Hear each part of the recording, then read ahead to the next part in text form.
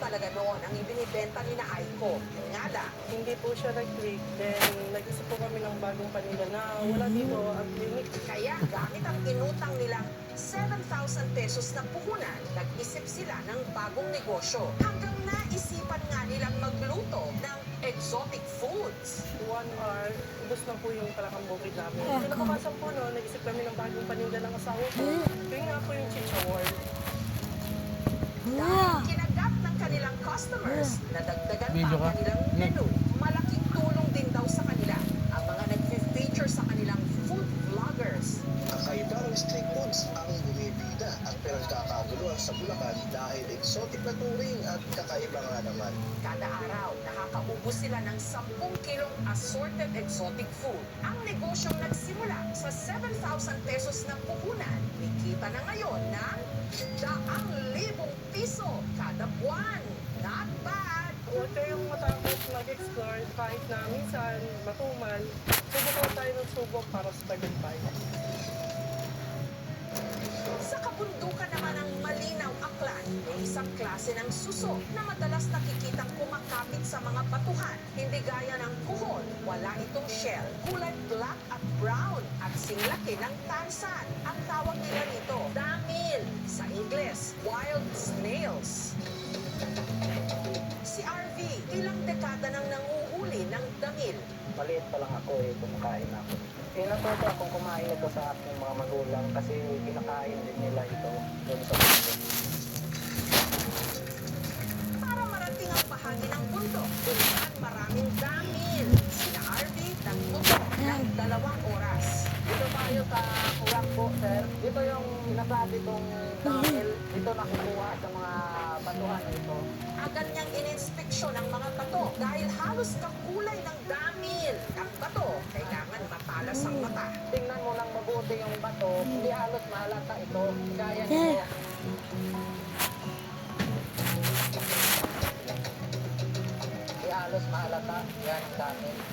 Mano-mano niya ito para matanggal sa mga bato ang mga nakuhang damil. Inilagay niya sa dahon. Matapos ang ilang oras, halos kalahating kilo ng damil lang nakolekta ni RV na masarap daw gawin, ginataan. Para matanggal ang mga lumot, nilinis muna niya ito gamit ang kutsilyo. Nililinis ito para di umitin yung kulay. Kasi pag di kinuha yung kinain na lumot, di kagandahan yung amoy, sa kaso niya mamait. At saka pinudpuran ng asin. Lilimasin muna natin sa asin para kuha yung dulas. Medyo madulas kasi ito eh. Sa isang kawali, iginisa ang nilinisang damil. Nilagyan ng gata at tinimplahan ng pampalasa.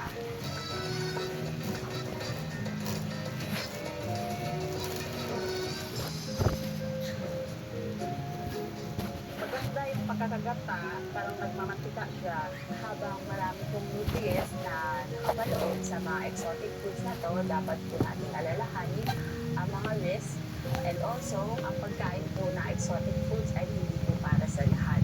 We should still consume at our own risk. Bumaliktad man ang sikmura ng iba, pero para sa mga adventurous foodie dyan, cravings satisfied! Number 1 TV program po tayo sa buong Pilipinas nitong 2024 ayon sa Nielsen TV Audience Measurement. Maraming salamat po sa lahat. Samantala, para sa iba pang kwentong KMJS, i-follow lang ang KMJS Facebook fanpage at ang GMA Public Affairs Facebook account. Mag-subscribe na rin sa GMA Public Affairs Damihan, lalagyan ng YouTube channel. Clorox, Lalagyan ng kloro. Sa Oo, hirap ng ang buhay dumi. ngayon, Lalagyan? malimit, Lalagyan ng nililimitahan Clorox. Hindi nakukuha siya. ng mga Diba, ba't magulang hindi? ang bilang ng kanilang Oh. mga magiging anak. Oh, ang daming dumi dito sa ano, mancha. Huwag ka kasi magdamit-damit ng ganito. Kilalang mag-asawa. Mag-order ka nga ng ganito, kulay brown o kaya ano, black. Mag-order ka nga, magkano? O halos 200 plus yan. 200 plus ka? 100 ako. Simple 100 lang plus? ang pangarap noon ng Tingnan mo nga, mag-asawang mag-order ka na. Pangarap ko Para darating ano. Natupad naman Para nila ito. may Karoon nga sila ng basta, o malabo yan ay ali. Hindi. nadagdagan Sa ito ganun. ng nadagdagan. Ba't ang daming tinapay dito ginawa May, ni pap Mami? may papakita daw siya sa'yo. Kasi halos Alin? Ito. Nasa YouTube daw siya eh. Ito. Saan? Tingnan ko saan? Gusto ko si Franz at saka si ano. No. Ano? Gusto ko nga si... Siya daw, nagbablog na siya. Ay, nagbablog na? Ayan o. Saan? Ayan? Ako po, si Andrea kamo sabihin mo. Nasa Bagyo ako, sumasakay ako sa kabayo, kamo. Si mama at si papa ko to, kamo. Sabihin mo. Oh. Yan na. Ano ba? Oh. Oh, 500 views siya oh. Dali, sabihin Ayun o. mo. 500 views.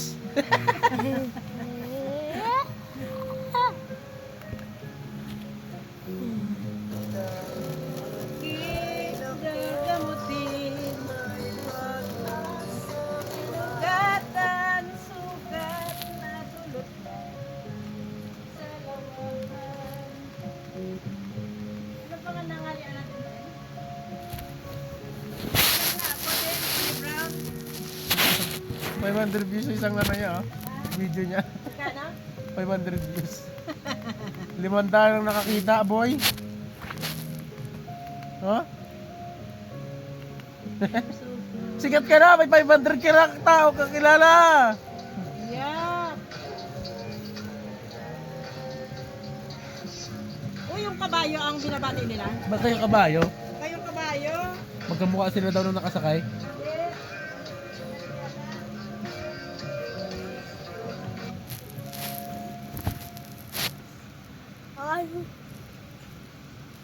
Ako, wait lang. Maghanap ako.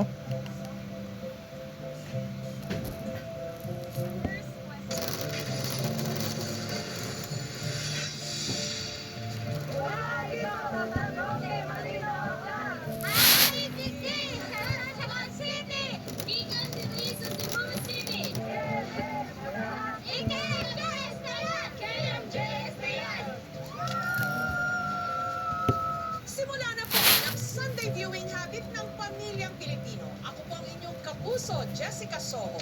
At narito na ang mga kwentong tiyak na magpapasabi sa inyo na IKMJS